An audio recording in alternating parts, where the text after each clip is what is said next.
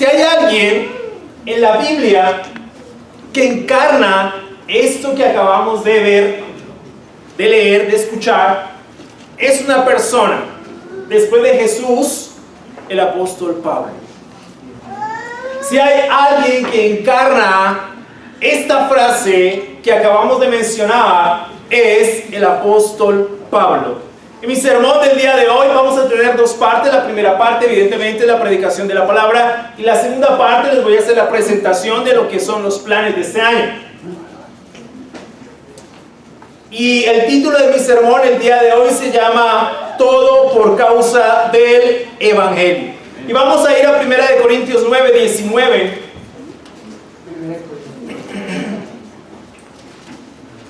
Primera de Corintios 9.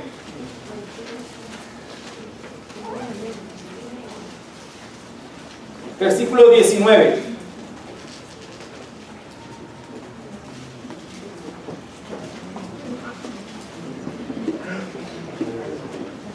¿Listos? Muchos saludos de los hermanos de Sacramento.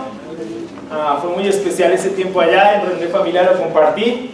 Para junio los tenemos nuevamente aquí, entonces muchos saludos de parte de ellos. 1 Corintios 9, 19 dice: aunque soy libre respecto a todos, de todos me he hecho esclavo para ganar a tantos como sea posible. Entre los judíos me volví judío a fin de ganarlos a ellos. Entre los que viven bajo la ley me volví como los que están sometidos a ella, aunque yo mismo no vivo bajo la ley, a fin de ganar a estos. Entre los que no tienen ley me volví como los que están sin ley, aunque no estoy libre de la ley de Dios, sino comprometido con la ley de Cristo, a fin de ganar a todos los que están sin ley.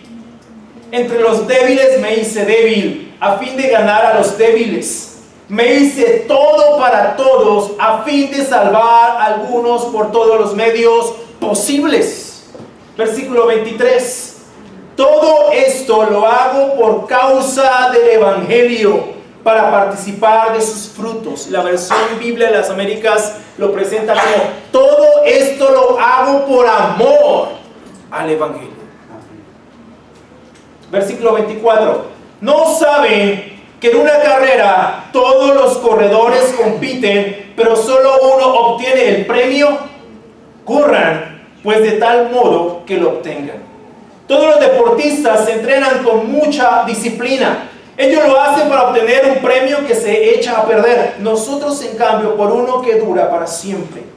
Así que yo no corro como quien no tiene meta, no lucho como quien da golpes al aire. Más bien golpeo mi cuerpo y lo domino. No sea que después de haber predicado a otros, yo mismo quede descalificado. Y no hay mejor pasaje que describa lo que acabamos de leer. Vivan y prediquen el Evangelio, porque es poder de Dios. Y en el presente texto, el apóstol Pablo hace evidentes dos principios de su apostolado en pro del Evangelio, o en pro de la predicación del Evangelio. El primero es que él se hizo esclavo de todos para ganar al mayor número posible. Y la segunda parte, el segundo principio en la vida de él, es que él golpea su cuerpo y lo domina para no ser descalificado. Esos son los dos principios, y lo que vamos a observar el día de hoy. Teniendo presente eso, vivan y prediquen el Evangelio, porque es poder de Dios. El primero: esclavo de todos para ganar al mayor número posible de personas. Pablo tenía eso en mente: ganar al mayor número de personas, pero no para tener una iglesia grande. Eso es una desviación del propósito de la predicación del Evangelio. La razón de ganar al mayor número de almas posibles es que estas almas se salven. Nada más. No es para la gloria de un predicador. No es para la gloria de una mega iglesia. es para la gloria de Dios. Así es. Es para que más personas conozcan el Evangelio y se salven. Ahora, tal vez vienes por primera vez. ¿Qué es el Evangelio? Es la gran pregunta. El Evangelio son las buenas nuevas de salvación. El Evangelio es las buenas nuevas de salvación. Ahora bien, hay una mala nueva. ¿Listo? Hay una mala nueva. ¿Cuál es esa mala nueva? Que sin Cristo, sin Jesús, si no estás unido a Cristo, si no te has arrepentido de tus pecados, si no has reconocido a Cristo como el Señor de tu vida y el Salvador de tu vida, si no te has bautizado para el perdón de tus pecados y recibir el Espíritu Santo y la vida eterna, estás sin Cristo, estás perdido. Esa es la mala nueva. La buena nueva es que Cristo nos puede dar esa salvación. Amén. Amén. En virtud del sacrificio en la cruz. Ese es el Evangelio. Y es todo el enfoque de los predicadores en el Nuevo Testamento. Predicar este Evangelio. Por eso iban de pueblo en pueblo, de ciudad en ciudad, predicando este Evangelio. Así es. Desafortunadamente hoy no es esto lo que se predica. Y es lo que se debe predicar. El Evangelio es la salvación. ¿Pero la salvación de qué? Uno, de la ira de Dios por causa del pecado. Y dos, del pecado mismo. Lo encuentras en las Escrituras. Ese es el Evangelio. Sin mezclas, sin estar diluido. Ese es el Evangelio. Eso es lo que tenemos que nosotros como iglesia predicar, porque fue lo que la iglesia predicó en el Nuevo Testamento. Esa era la pasión de Pablo. Si había algo que moviera al apóstol Pablo, era la predicación del Evangelio. No había otra cosa que lo moviera. Renunció a sus derechos. Esto está en el contexto. Esta escritura que acabamos de leer está en el contexto de eso. Pablo renunció a sus derechos. Tenía derecho a ser sostenido por la iglesia. Tenía derecho a una esposa cristiana, como los demás apóstoles, incluido Pedro. Él renunció a sus derechos. ¿Para qué? Para no poner tropiezo al Evangelio. No quiere decir que está mal que una congregación sostenga a un predicador, que le pague un salario. Pero hoy, con mucho respeto lo digo, en muchos lugares eso parece enriquecimiento ilícito. Un salario para las necesidades de un predicador. Yo recibo un salario para mis necesidades, no para enriquecerme. La Biblia también obviamente está de acuerdo con eso, y Jesús ordenó eso. Pero Pablo renunció a sus derechos. ¿Para qué? Para no poner tropiezo al Evangelio. Y hoy, lo que hablaba Mauricio en la ofrenda, es evidente. Hoy, con este tipo de cosas, se le ha puesto tropiezo al Evangelio. Y se ha predicado algo diferente al Evangelio. El Evangelio es eso. Si tú nos visitas por primera vez, ¿de acuerdo? Si no estás unido a Cristo, es tiempo de que lo hagas. Si tú dices que eres cristiano y vienes y quieres ser parte de nuestra congregación, ok, buenísimo. Tenemos que sentarnos y estudiar las Escrituras y que tú puedas entender qué es lo que nosotros creemos. Amén. ¿Cuál es nuestra creencia? Y en la página web la pueden encontrar. Pero podemos charlar acerca de eso. ¿Por qué? Porque lo que nos interesa acá es el Evangelio. Eso es lo que nos interesa. Amén. ¿De acuerdo? Pablo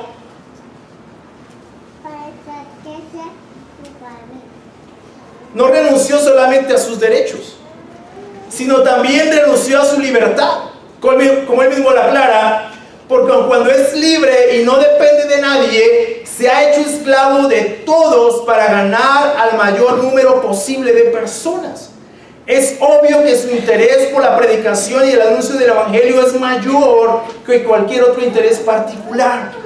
No se trata de algún tipo de comportamiento hipócrita. Pablo no está haciendo eso. Es importante recordar que su interés no está en agradar a nadie de forma innecesaria. Su interés es el evangelio y ganar a tantos como sea posible para la fe de Cristo. Por lo tanto, entre los judíos se hizo como uno de ellos, con el propósito de ganar a los judíos. Y como él mismo lo dijo, que aunque no está sujeto a la ley, entre los que están sujetos a la ley se comporta como si estuviera sujeto a la ley. Es decir, la respeta, nuevamente con el propósito de ganar a los que están sujetos a la ley. Esta acción de parte de Pablo queda demostrada en dos eventos en particular. Uno de ellos cuando hace circuncidar a Timoteo. ¿Se acuerdan? Timoteo era hijo de padre griego y de madre judía. No había sido circuncidado porque obviamente el papá de Timoteo era griego. Pablo lo hace circuncidar, aunque no estaba obligado a hacerlo. ¿Con el fin de qué? No poner tropiezo en su hermano judío, sino poner tropiezo al evangelio. Y el otro, cuando paga sus votos de nazareo, que era una práctica judía. Simplemente lo hace. Ambas prácticas las encuentras tú, ambos eventos, en Hechos 16:3 y en Hechos 26, 23 y 24.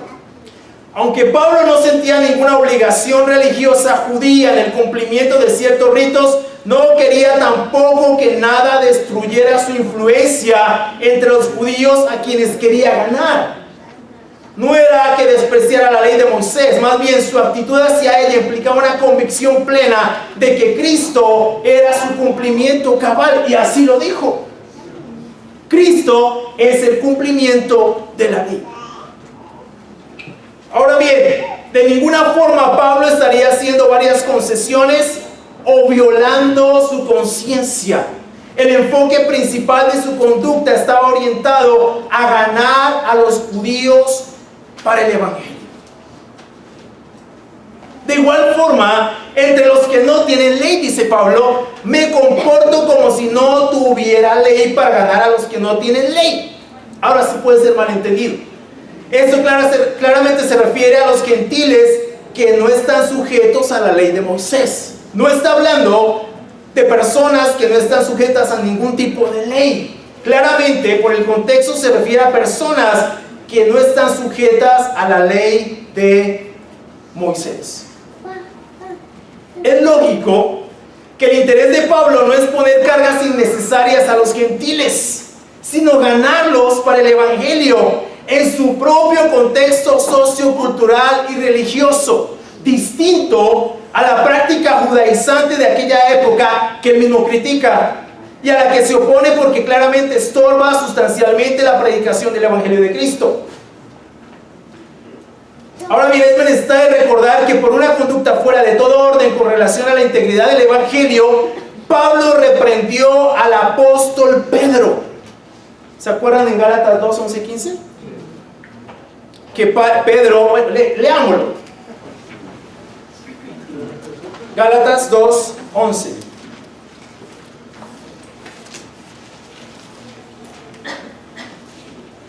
Gálatas 2, 11.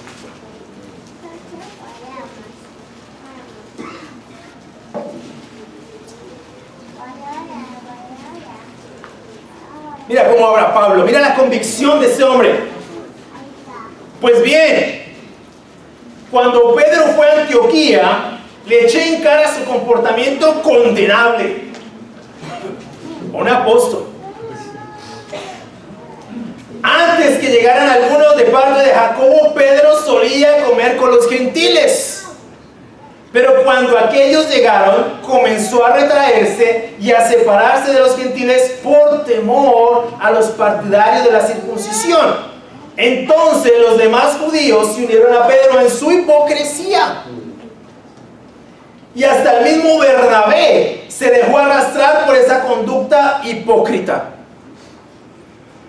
Cuando vi que no actuaban rectamente como corresponde a la integridad del Evangelio, le dije a Pedro delante de todos: si tú que eres judío vives como si no lo fueras, ¿por qué obligas a los gentiles a practicar el judaísmo? ¡Guau!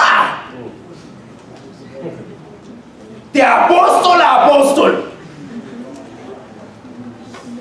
Hipócrita. Yo me imagino cómo se calentó ese salón. Pero ¿sabes por qué? Porque había un interés en Pablo, y era que no se atentara contra la integridad del Evangelio. Sí, Pablo se hacía como judío, se hacía como gentil, se hacía como débil, pero jamás fue hipócrita.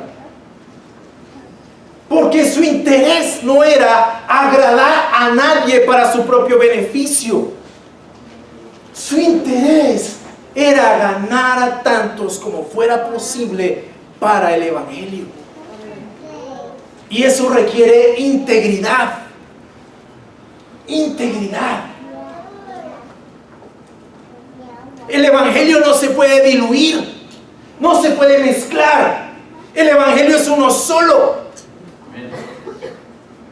No podemos hacer eso. Pablo lo tenía claro. Y Pablo no hizo ese tipo de concesiones. Pedro, Bernabé y los demás judíos no andaban rectamente y conforme a la verdad del Evangelio. Vivir y predicar el Evangelio. Esas dos cosas tienen que ir de la mano. Tenemos que regresar a esta senda antigua, a la integridad del Evangelio. Tenemos que regresar al origen de esto. Sí, vivimos en una cultura completamente diferente a la del primer siglo. Claro, por supuesto que sí, pero nuestro corazón, el pecado del ser humano no ha cambiado. No es cultural. Es algo que nos puede distanciar de Dios. Tenemos que regresar a esta senda antigua y ponernos en el camino de la integridad del Evangelio. Vivir conforme a la integridad, a la rectitud del Evangelio. Ahí tenemos que regresar a esa senda antigua. Caminar por esa senda antigua. Más hombres como Pablo necesita el cristianismo el día de hoy. Más hombres como Pablo que se paren a hablar la verdad. Más hombres como Pablo que vivan conforme a la rectitud del Evangelio. Porque estamos en un mundo en crisis, hermanos y amigos. Y nadie dice nada. El año pasado aquí en Medellín terminamos con más de 600 muertos, asesinados todos. La violencia en esta ciudad es cosa muy dura. La semana pasada murió un cantante de reggaetón por causa de una bala perdida aquí en Medellín. ¿Te imaginas? Eso nos puede pasar a cualquiera de nosotros. Pero ¿sabes por qué? Por la maldad. A mí me impresiona que somos un país, solamente para que pensemos la incoherencia de esto, solamente para que lo pensemos, y casi nadie habla de esto. Entonces alguien tiene que hacerlo, nos tocó hablar por la integridad del Evangelio. Me impresiona que somos un país absolutamente religioso. Pero religioso. 99.9% religioso, un poquito el ateo que hay. ¿Sabes cuál es el problema? Pasamos a ser el tercer país más corrupto del mundo. Hay una incoherencia ahí. Hay un problema serio con algo. Algo pasó. Algo se descuadró en algún lado. ¿Cómo es posible que un país que cree tanto en Dios, el país del Sagrado Corazón hemos confiado, sea el país, el tercer país más corrupto de Latinoamérica, y todo empieza en su gobierno?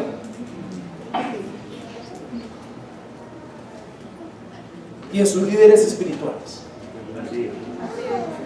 Ahí está el problema. Y aquí no se trata de hacer huelgas y de exigir que no seamos más corruptos. Se trata de que cada uno de nosotros examinemos nuestra propia corrupción y salgamos de ella y volvamos a la senda antigua del Evangelio. Es de lo que se trata. Porque los colombianos para echar piedras somos duros. ¿En serio? Se trata de mirar nuestra propia corrupción. ¿Quién soy yo aquí, en este punto, aquí mismo? Sí, soy un religioso, pero ¿quién soy frente a Dios? Porque al fin de cuentas, a Él tengo que rendirle cuentas. A veces alguien dice, no, a mí que me juzgue Dios. ¿Y no te da miedo eso? ¿En serio no te da miedo? Porque Él es justo, recto, santo. Habacuc 3 dice que Él no puede ni siquiera ver la maldad. ¿Y tú estás pidiendo que Él te juzgue? Ok, creo que te necesitas leer un poquito más la Biblia.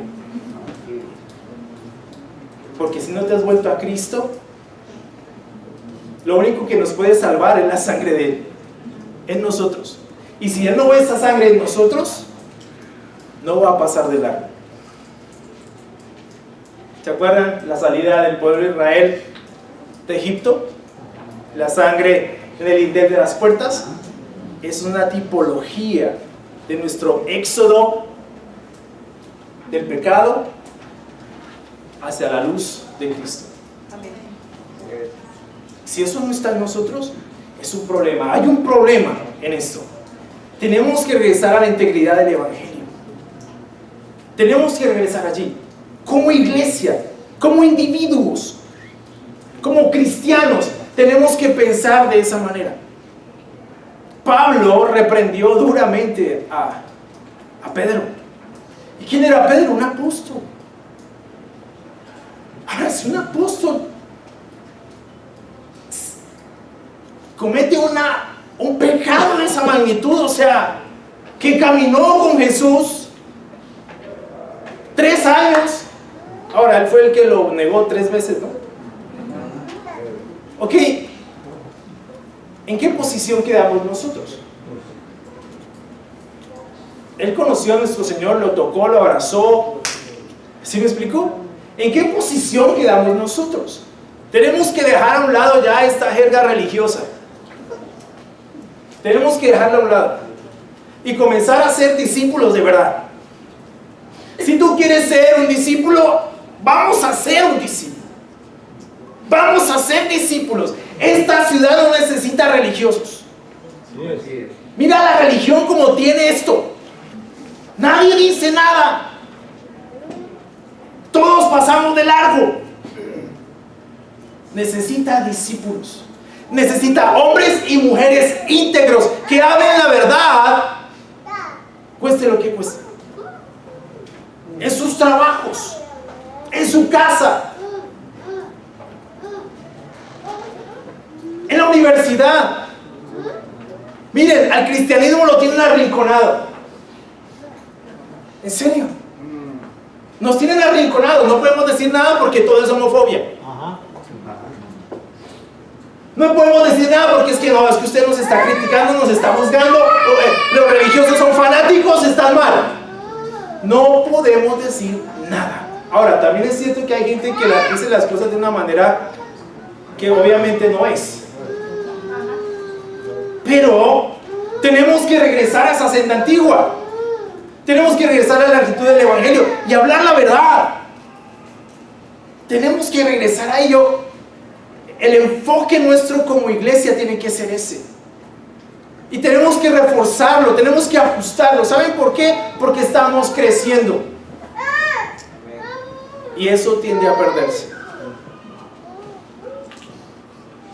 Cambiamos la gloria del Evangelio por lo que lo cambiaron hoy, la gloria de una iglesia grande.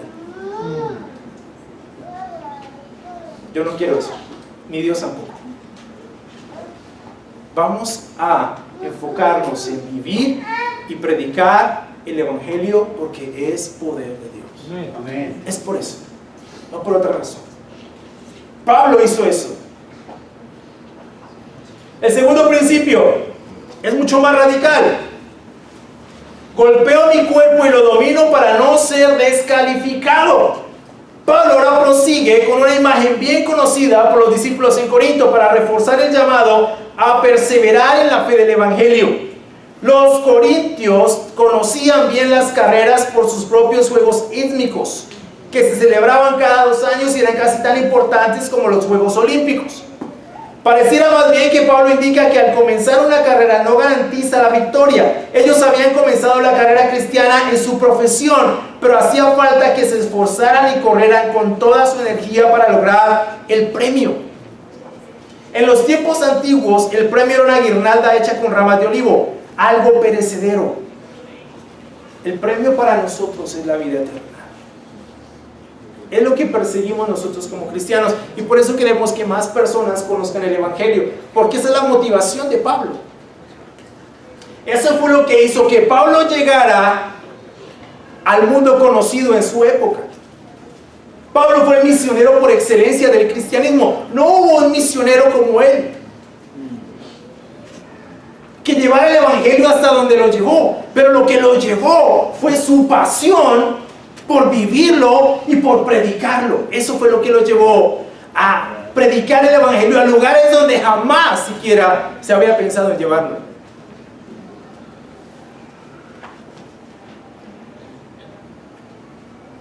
El principio del versículo 25 es importante. Todos los que luchan se abstienen de todo o se entrenan con mucha disciplina. Un principio que no es solo vital para el deporte, sino para nuestra profesión de fe. Por lo menos Pablo lo usa en ese contexto. Abstenernos de todo aquello que nos impide correr o luchar de modo que obtengamos no una corona corruptible, sino una incorruptible.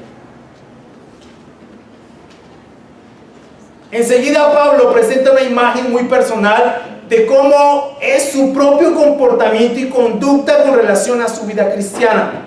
Pablo corre y lucha, pero no como si no tuviera una meta definida. No lo hace como si estuviera dando golpes al aire. En Filipenses 3:14 Pablo enseña que sigue avanzando para obtener el premio, la vida eterna. Esas palabras son muy profundas para nosotros. Amén. Nuestra meta tiene que ser la vida eterna. No corremos nuestro cristianismo como si no tuviéramos meta, como si estuviéramos dando golpes al aire, sino porque realmente tenemos una meta. ¿Cuál? La vida eterna. Y eso no es un cuento de hadas. Eso no es una falsa esperanza que tenemos nosotros. Es la realidad que nos describen y que nos establecen las Escrituras. La vida eterna. Allá queremos estar.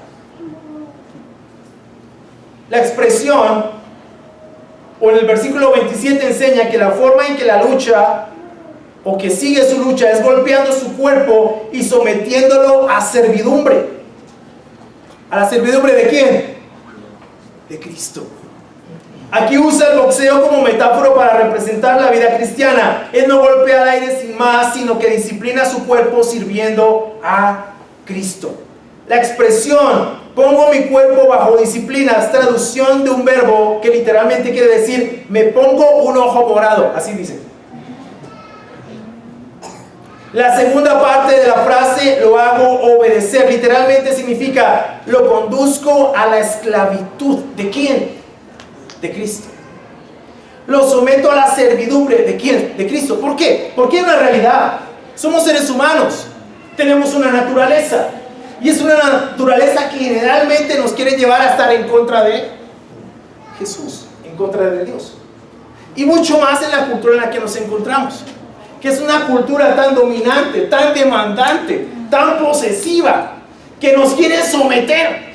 de todos los modos posibles. Nunca antes en la historia yo había conocido una influencia tan fuerte en la historia de la cultura. Y recuerden que tengo los dos, antes del internet y después del internet.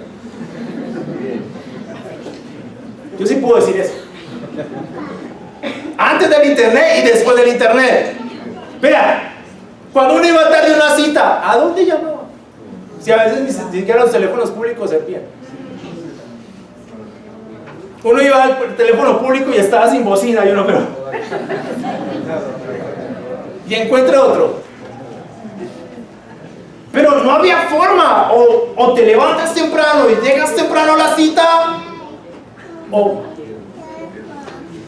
Cuando yo le iba a pedir a mi esposa que fuera mi esposa, o a mi novia que fuera mi esposa, yo era muy, pues, procuro ser muy puntual.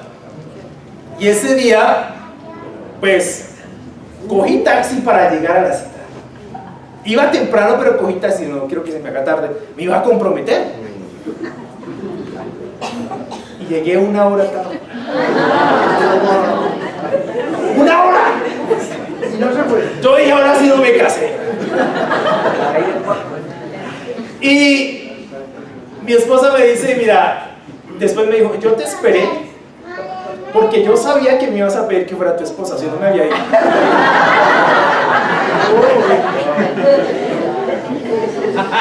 Pero, gracias. O sea, ahí no pude hacer la sorpresa, ¿no? Pero bueno, las mujeres suelen sospechar de esas cosas, no sé por qué. Pero bueno, a lo que voy es que en esa época no había nada de ese tipo de cosas. Es decir, la cultura era, aunque era compleja, era difícil que la cultura te influenciara fuertemente. ¿Sí me hago entender? No había lo que hay el día de hoy. Tú accedes a la información de una manera impresionante. De hecho, estábamos hablando con unos hermanos aquí en el pasillo. Pero mira, si tú colocas tu nombre completo entre comillas en Google, aparece quién eres tú todo. Y dije, no, ¿en serio? Y le dije, bueno, coloca mi nombre. Luis Orlando Rocha Mayor, entre comillas, ¡Vlu! Ni mi mamá me conoce así.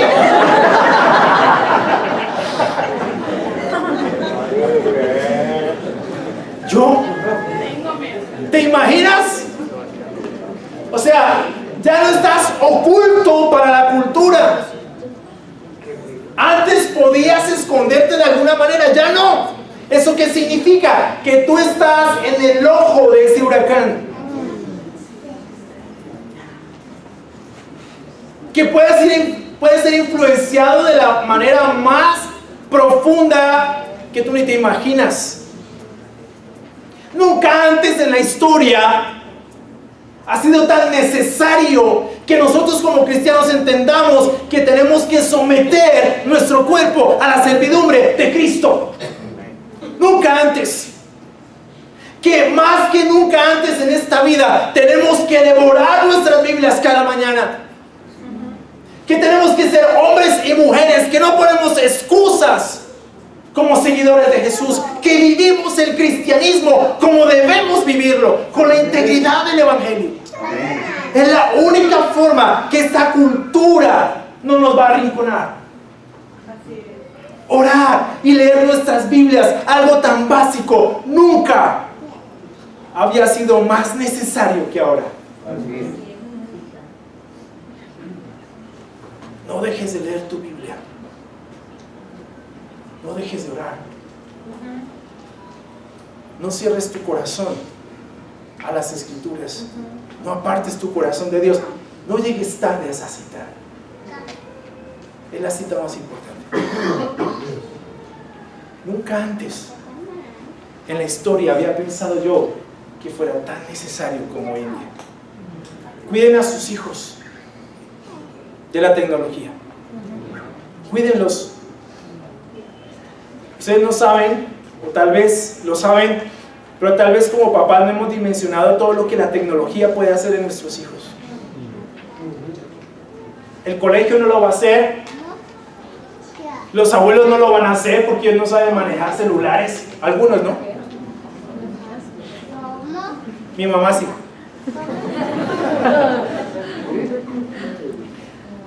O sea, de verdad, pongámonos en la senda antigua de nuevo.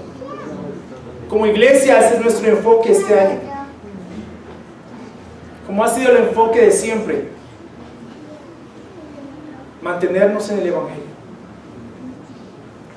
Tú vienes, como lo decía al principio, por primera vez. Bueno, estás llamado a eso. Si quieres ser un discípulo, vas a ser un discípulo de verdad.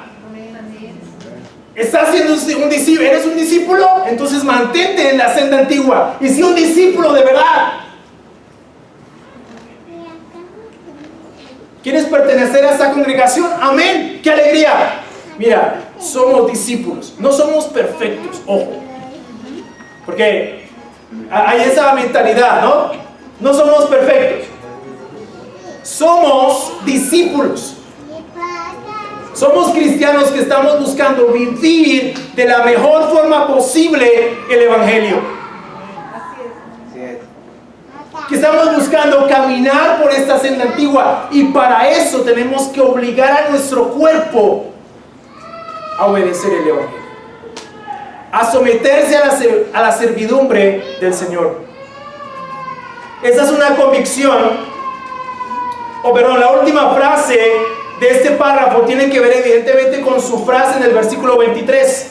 Todo esto lo hago por causa del Evangelio. Su convicción de someter su cuerpo a servidumbre es producto de su amor por el Evangelio. Él no va a permitir que nada estorbe y sea tropiezo para la predicación del Evangelio, incluida su propia vida y su profesión de fe. No sea que después de haber predicado a otros, yo mismo quede eliminado, dice Pablo. Esa es la responsabilidad que tenemos nosotros como predicadores. Pero no solamente nosotros como predicadores, sino cada cristiano. Es la responsabilidad de cada cristiano vivir y predicar el Evangelio. Esa es la responsabilidad, es la misión de la iglesia. Esta es una convicción que debe estar presente no solo en quienes ocupan un púlpito, sino en cada uno de nosotros como cristianos. Cada uno deberíamos pensar de esa forma. Es el principio de la ética del Evangelio, vivir vidas que de ninguna forma sean obstáculo a la predicación del Evangelio. Y vuelvo y les digo, hermanos y amigos, nunca antes yo había visto una necesidad tan fuerte de eso como hoy. Creo que no estamos siendo conscientes del efecto que está causando el presupuesto cultural contemporáneo. No estamos siendo conscientes, porque muchas cosas han cambiado de forma fuerte. Muchas cosas. Nunca antes en mi vida había escuchado tantas agresiones en contra de la mujer. Nunca. Es impresionante el día de hoy. Me pregunto, ¿quién educó a estas personas? ¿Quién las educó? Tenemos que realmente ponernos en esa senda antigua. Vivir y predicar el Evangelio porque es de Dios. Porque es poder de Dios. Eso tiene que ser nuestra mentalidad. O si no, como sociedad, no solamente vamos a una profunda crisis social, sino no vamos a heredar la vida eterna. Desafortunadamente va a ser así para muchos. Yo hablo claro y procuro hablar claro. Como yo les he dicho muchas veces, yo no voy a distraer a nadie, no voy a entretener a nadie, no voy a hablarle suave a nadie solamente para que se sienta bien. Porque la idea de esto es que nosotros nos coloquemos en esa senda antigua. Vamos a ser discípulos. Vamos a predicar el Evangelio y vamos a vivir el Evangelio conscientes de lo que estamos haciendo. Tenemos que hacerlo, hermanos. Tenemos que hacerlo porque esto nos está sobrepasando. Y no se imaginan de qué manera. La ideología de género, muchas de las cosas que en el pasado jamás ni siquiera pensamos, hoy están siendo posibles. Lo que dijo Isaías, a lo malo lo van a llamar bueno y a lo bueno malo. Este valor está hoy en día. Eso está siendo cierto hoy. No puedes reprender a tus hijos, no. Si tú le pegas a tus hijos vas a la cárcel. Ahora, no estoy diciendo que tienes que maltratar a tus hijos. Ojo, yo no hablo de eso. El maltratador sí tiene que ir a la cárcel. Corregir, disciplinar físicamente a tu hijo no es maltratarlo.